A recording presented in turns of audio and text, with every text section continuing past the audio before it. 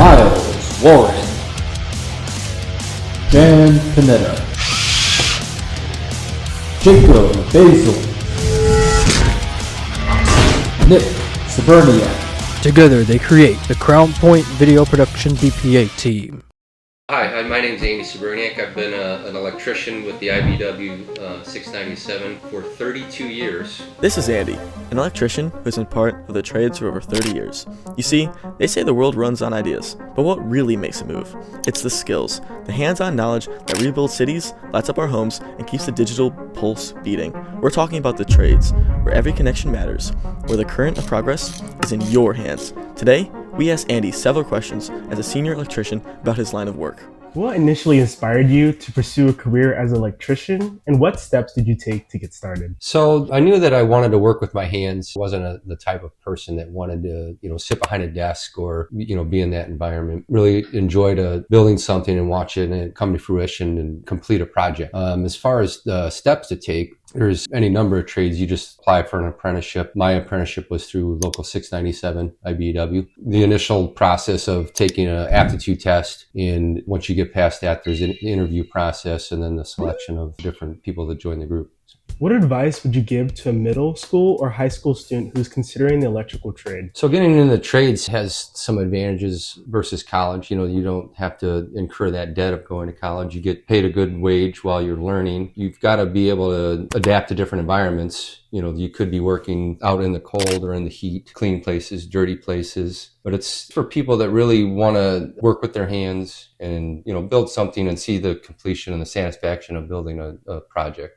What are some common misconceptions about the electrical trade? A lot of misconceptions are that electrical work cannot be, or is not physically demanding, but it can be very physically demanding. There's many times where you could be up and down an 8-foot ladder 50 times in a day, or you could be 4 foot down on the ground in a trench in mud up to your knees. There's also a lot of, heavy lifting, big copper wire that's very heavy. So not only do you have to be able to work and grind all day long, but there's a lot of technical aspects of the job as well, as far as planning your work and knowing the dangers of the work. That's probably the other thing, is the dangers of being an electrician. You have to be smart about what you're doing and know where to put your hands and not put your hands, and keep yourself out of trouble. After we had the veteran Andy answer 3 questions about electricians and their role in the trades, we learned valuable stuff about getting into the trades, advice for college-level students, and even got an insight to the misconceptions of what electricians really do, which is why we wanted to hear more from a new generation, a novice junior who has just come fresh from education. My name is Walter Cook. I'm an apprentice electrician for Local 697.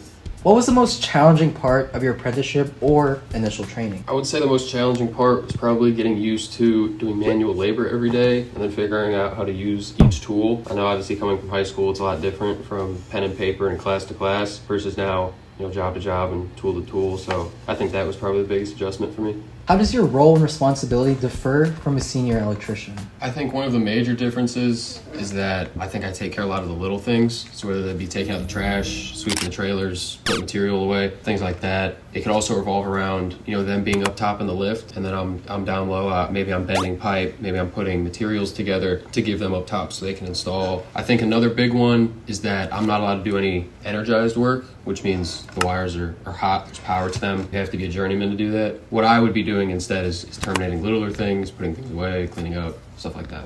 Where do you see yourself in 5 years, and what milestones do you hope to achieve? In 5 years, I guess a couple things. I think the biggest is obviously to become a journeyman and top out. I'd love to try to branch out and work on bigger tasks. I would like to assume, the role of a foreman maybe, if that's an opportunity. I think also in 5 years, one of my big goals is that I'd like to buy a duplex. I'd like to get into the real estate business and try to branch out and have more options for money as I get older.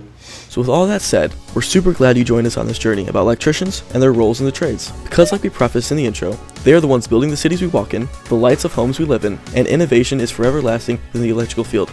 It is important to dive deep into the journeys of these trades workers, because everything they do mostly goes unseen, which we felt was unjust for just how much work and effort is put into this field for our society. You could call them the superheroes of this world, which was the theme we wanted to bring to you today. Join us next time to see us dive deeper into the cosmetology of trades.